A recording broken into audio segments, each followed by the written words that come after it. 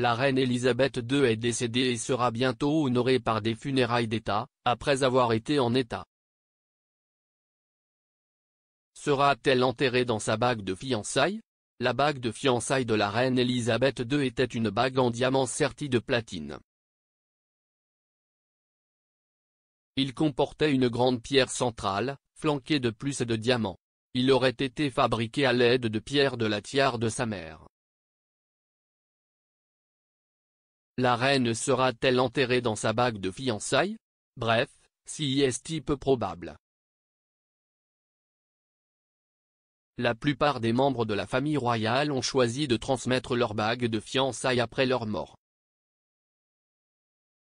Il est courant que la plupart des gens choisissent de le faire pour plusieurs raisons. Principalement parce que les pierres précieuses ont de la valeur et que la plupart choisissent de laisser leurs objets de valeur à leur famille pour les aider financièrement. Deuxièmement, certains aiment laisser leurs bagues en héritage, pour les redonner comme bagues de fiançailles dans certains cas.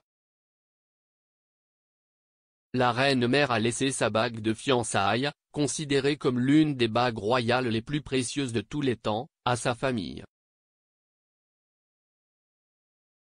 Le prince Charles l'a utilisée pour proposer à Camilla, duchesse de Cornouailles, qui porte désormais le grand cierge art déco.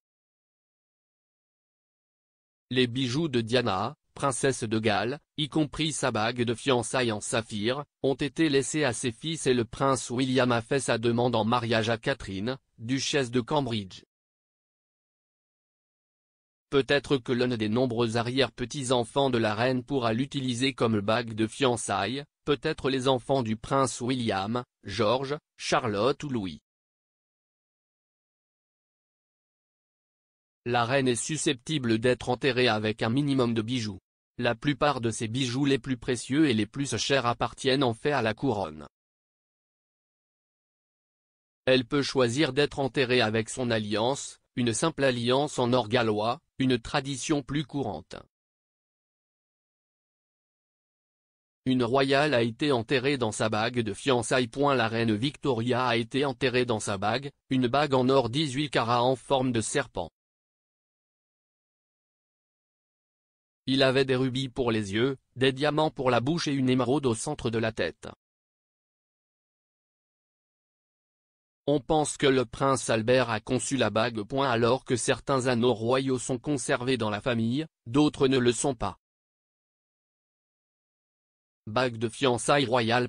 La bague de fiançailles Holly Simpson émeraude et diamant du prince Edward a été vendue aux enchères un an après sa mort pour 1 312 757 livres.